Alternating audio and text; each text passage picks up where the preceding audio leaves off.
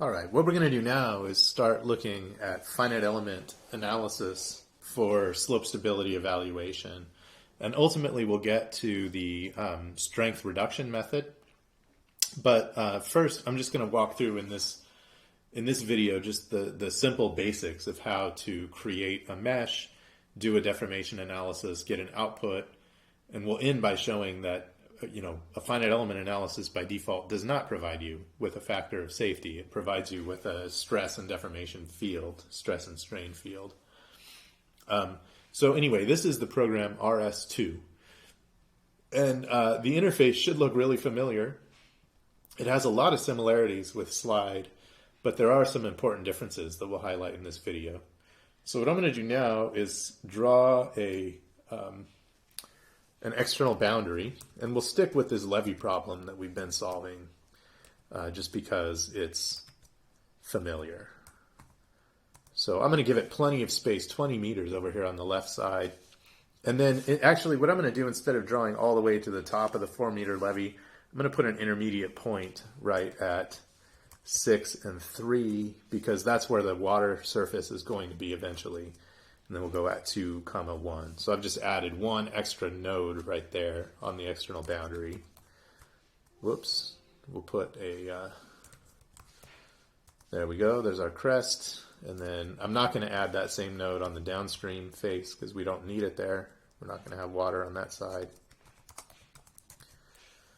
And then at 0, -4, and then we can close our boundary.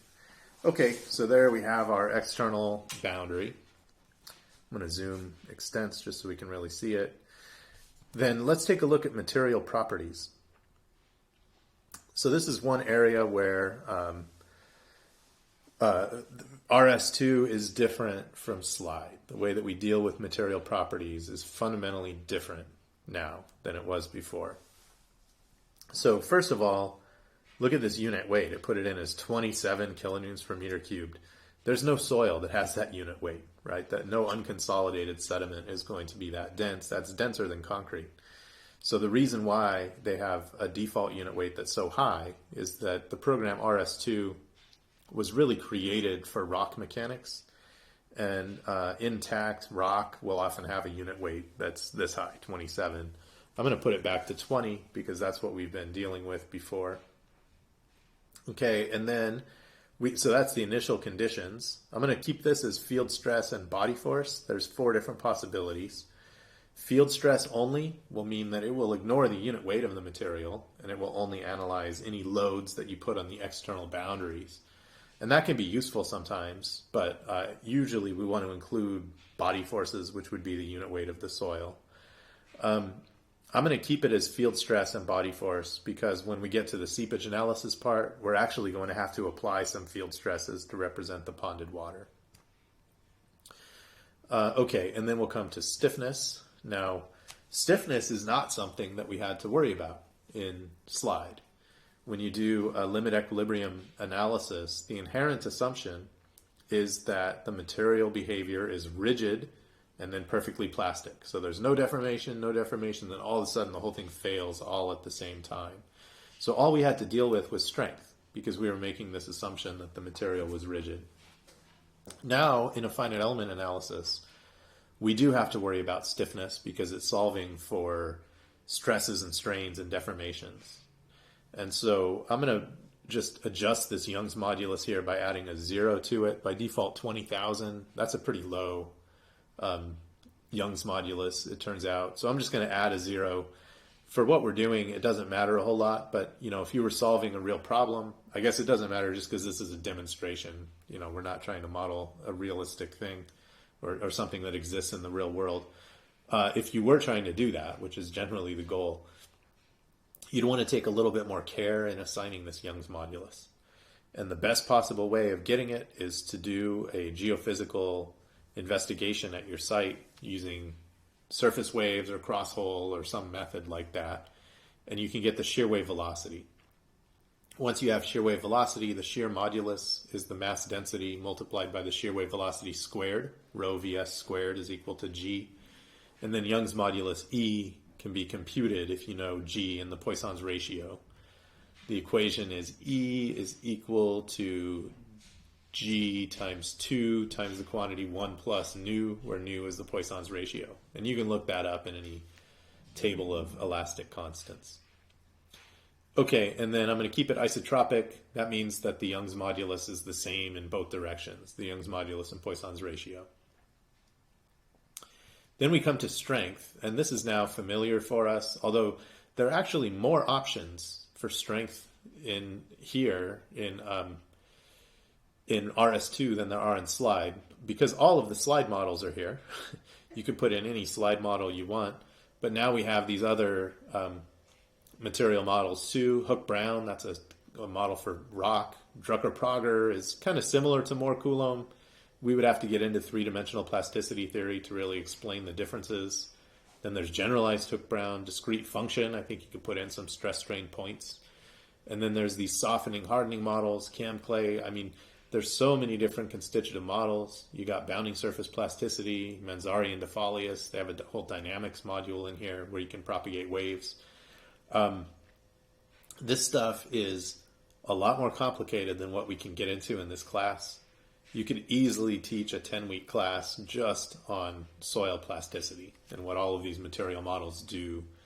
I think in order to take that class, you would have to first have taken an elasticity course, and preferably have already taken some course in continuum plasticity as well, because soil plasticity is actually pretty complicated. But for this problem, we're going to stick with the really simple Moore-Coulomb model.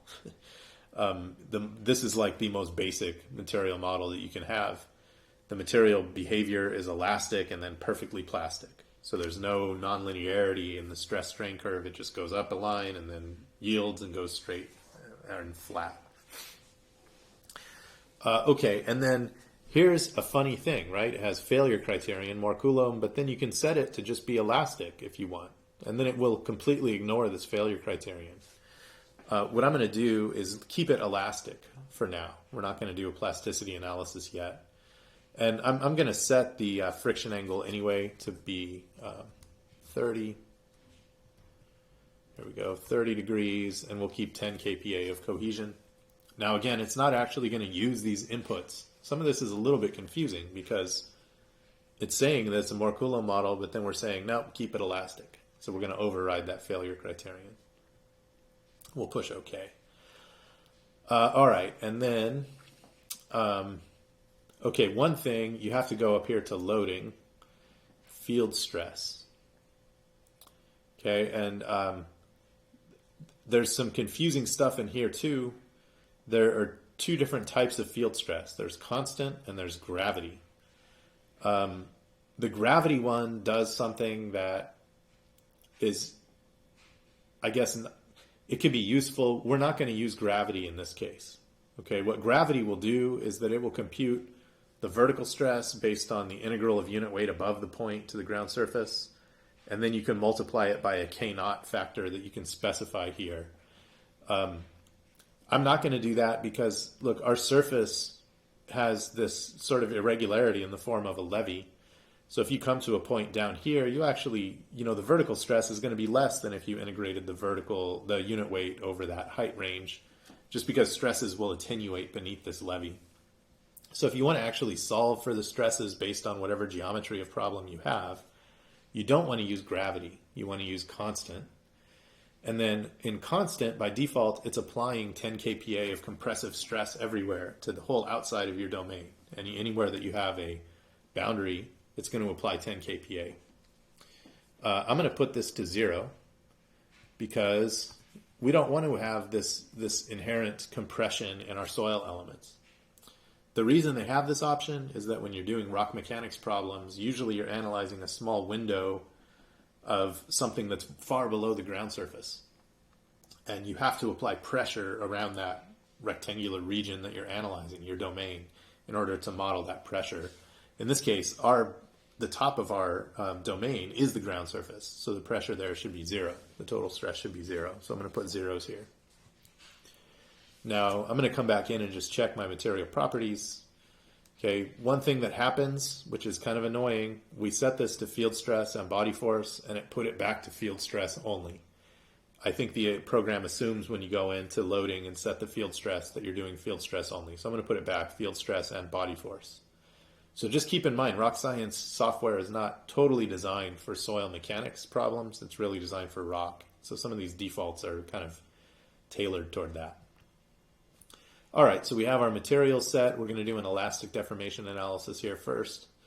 Now what we need to do is create our mesh and then our boundary conditions. So I'm going to come here to mesh, and I'm going to push this button. Now, there are graded meshes and uniform meshes. I'm going to go uniform. There are also radial meshes, which, you know, you don't usually do those unless you're solving a different kind of problem. But this is a plane strain problem, not a cylindrical coordinate problem. So anyway, we're going to go 4-node quads. There's 4 options: 3-node triangles, 6-node triangles, 4-node quads, and 8-node quads. I would stay away from 3-node triangles for mechanical deformation analyses because they can have some problems. 6-node triangles are probably okay. I'm just going to go with 4-node quads. You know, you won't see much difference from these. And then discretize and mesh, and here we've got our whole mesh done. Right, so if you zoom in, you can see that, you know, it's not totally uniform, kind of bigger elements here and smaller ones there. But anyway, then what you'll notice, if I zoom in, is that you have these triangles on the top surface. So let me zoom back out all the way. By default, what the program will assume is that there's no deformation around the entire perimeter of your domain. Now that's not right. We know that this, when we apply gravity, the levee should settle, right? If we raised up water level, it should move, that top boundary should move. So it's not a zero displacement boundary that we have on the top, it's a zero stress boundary. So what we need to do is now come in and change the restraints. And we have these different kinds of restraints, free, which would be a zero stress restraint. So first of all, along the boundary, you always have to know something along those boundaries. In this case, we know the stress. We know that the stress is 0, and so we're going to free them by clicking on the segments and just removing these displacement boundaries. Okay, so now when we did the finite element seepage analysis, if a material boundary appeared plane like this, I mean, it was a zero flow boundary. When it's free in a deformation analysis, it's a zero stress boundary, okay, unless you apply a stress to it. But so it's kind of the opposite, right? And then these triangles are zero displacement boundaries. All right, now let's talk about these vertical sides. Okay, right now they have these pins on there, so they're not allowed to move vertically or horizontally. We actually want them to be able to move vertically because let's just say that the soil, you know, extends infinitely to the left and right at the same elevation, just flat ground. Well, you know, if there's gravity applied, the whole surface will move down, whereas if we restrain it from moving down, it's going to stay where it is along those boundaries and kind of like settle in the middle.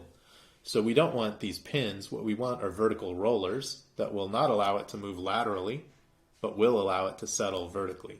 So I'm going to set those here and there. Okay, and then it looks like we're done, but let me just show you one thing that is easy to forget about. Let's zoom in right on this bottom corner. So we have a vertical roller at the bottom corner, and then a triangle at one node in from the bottom corner. So technically this node on the bottom left corner is free to move up and down. Now what might happen if we're doing an elastic analysis here, but if we were doing a plastic analysis, this element might not be able to converge because the soil's pushing it down and then it's failing and the strain keeps getting bigger and bigger and it never gets enough stress to hold back the demands on it. So we want to put that back to a triangle. What I'm going to do is click this bottom boundary. Now we've got it properly constrained. So you can see kind of the order in which I assigned my constraints. I went free, then horizontal constraint, and then back to the full constraint in that order. And then we should have good constraints on the bottom right. We still have that triangle there too. All right, so we're ready now. We can go and do our analysis. So I'm going to click the compute button. Let's save this as finite element example.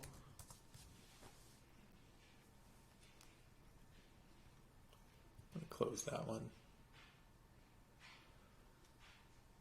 Okay, so it's done computing already, and we can go over here, click on the interpret button.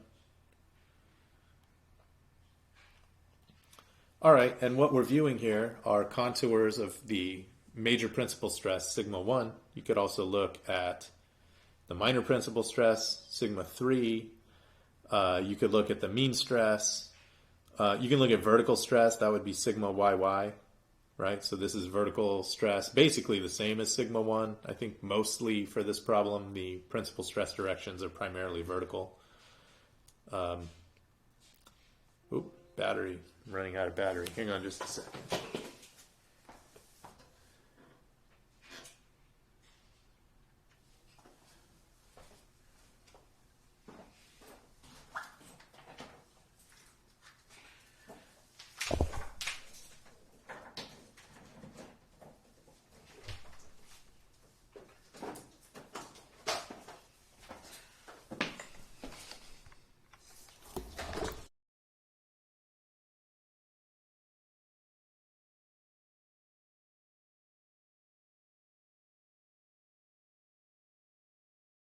Deform shape. So if you click this display deform mesh button, you can go like that. Now it's showing all the elements in their deform configuration, but the deformations have been amplified by quite a bit.